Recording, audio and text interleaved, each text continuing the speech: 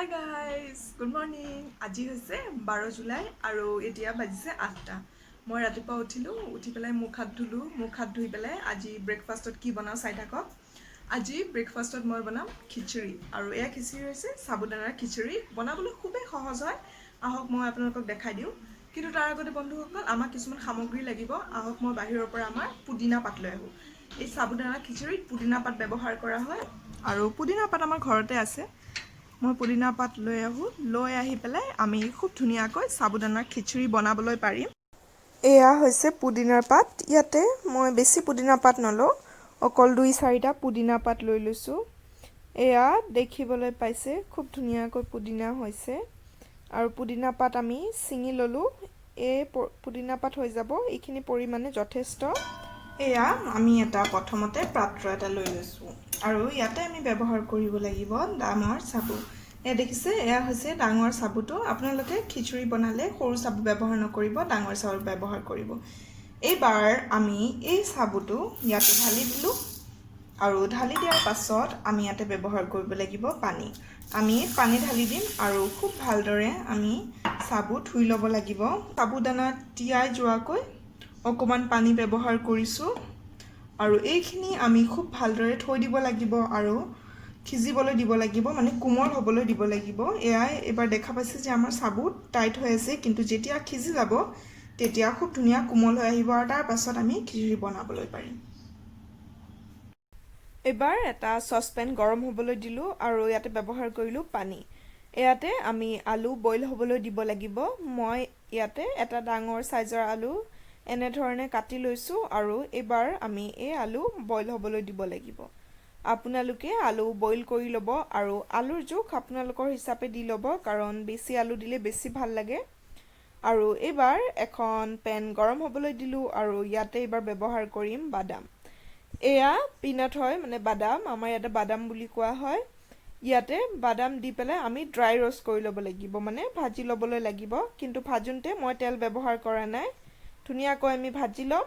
আৰু এইবাৰ আমি চচপেন গৰম হ'বলৈ দিলোঁ। কেৰাহী গৰম হোৱাৰ পাছত আমি ইয়াতে ব্যৱহাৰ কৰিলোঁ তেল। এয়া দেখিলে মই এচামুচ ৰিফাইন অইল দি দিছোঁ আৰু খুব ভালদৰে আমি তেল গৰম হ'বলৈ দিম। আপোনালোকে মিঠাতেলতো বনাব পাৰে, কিন্তু ৰিফাইন অইলত বনালে বেছি ভাল হয়। ইয়াতে মই খুব কম পৰিমাণে গোটা জিৰা দি দিছোঁ আৰু গোটা জিৰা দিলে যোনটো টেষ্ট আহে খুবেই ভাল হয় আৰু জিৰাৰ গোন্ধ যোনটো, সেইটো সাবুদানা খিচুড়িত যথেষ্ট ভাল লাগে। আৰু এইবাৰ আমি ইয়াতে দিব লাগিব জলকীয়া। ইয়াতে মই সেউজীয়া, মানে কেঁচা জলকীয়া এটা দি দিছিলোঁ, গ্ৰীণ চিলি যোনটো, সেইটো এটা কাটি পেলাই ইয়াতে দি দিছোঁ। আৰু ইয়াতে আমি নেক্সট ব্যৱহাৰ কৰিব লাগিব আলু। এয়া বইল কৰি থোৱা আলু আপোনালোকক দেখাইছিলোঁ আৰু আলু দি দিলোঁ আৰু আলু দিয়াৰ পাছত আমি খুব ভালদৰে মিক্স কৰি দিব লাগিব। এয়া দেখিবলৈ পাইছে যে আলু আমি দি দিলোঁ। আলুত অকণমান পানী আছিল, সেইবাবে বেছিকৈ ফুটি উঠিলে, কিন্তু কোনো কথা নাই। আমি আলু এবাৰ ভালদৰে ভজা যোৱাৰ পাছত ইয়াতে ব্যৱহাৰ কৰিব লাগিব সাবুদানা। আপোনালোকক বন্ধুসকল মই কৈছোঁ যে মই কিছুমান মোৰ ফটো দেখাম, ভিডিঅ'টো শেষলৈ চাই থাকক, মই আপোনালোকক ফটোসমূহ দেখাই দিম। ইয়াতে আমি এবাৰ ব্যৱহাৰ কৰিম সাবুদানা। এয়া আমি ধুই থোৱা সাবুদানা। এতিয়া সাবুদানা ফুলি গৈছে খুব ধুনীয়াকৈ আৰু এই ফুলি যোৱা আৰু কোমল হৈ যোৱা সাবুদানা আমি ঢালি দিলোঁ। এয়া দেখিবলৈ পালে। বন্ধুসকল মনত ৰাখিব যে সদায় সাবুদানাৰ খিচুড়ি বনালে ডাঙৰ চাবু ব্যৱহাৰ কৰিব, কাৰণ চাবু সিজিলে এটাৰ লগত আনটো লগ লাগি যায় আৰু খাবলৈ টেষ্টি নহয়, আৰু সৰু চাবু দিলে খুব সোনকালে লিকটীয়া হৈ যাব পাৰে। এইবাৰ আমি খুব ভালদৰে সাবুদানা মিহলি কৰি দিলোঁ আৰু মিহলি কৰি দিয়াৰ পাছত আমি ইয়াতে এইবাৰ ব্যৱহাৰ কৰিব লাগিব আন কিছুমান সামগ্ৰী। আৰু প্ৰথমতে আমি ইয়াতে ব্যৱহাৰ কৰিম আমাৰ কাটি লোৱা পুদিনা। মই কৈছিলোঁ যে পুদিনা ব্যৱহাৰ কৰিম। ইয়াতে আমি দি দিলোঁ পুদিনা আৰু খুব ভালদৰে মিক্স কৰি দিম। অকণমান মিক্স কৰিবলৈ প্ৰব্লেম হ'ব, কাৰণ চাবু এটাৰ লগত আনটো মিহলি হৈ যায়, মানে লগ লাগি যায় আৰু অকণমান লিকটীয়া টাইপ হৈ যায়, আঠা আঠা হৈ যায়। সেইবাবে অকণমান মিক্স কৰিবলৈ টান হ'বলৈ পাৰে। আৰু ইয়াতে এইবাৰ আমি ব্যৱহাৰ কৰিম নিমখ। নিমখ সোৱাদ অনুসৰি আপোনালোকে ব্যৱহাৰ কৰি দিব।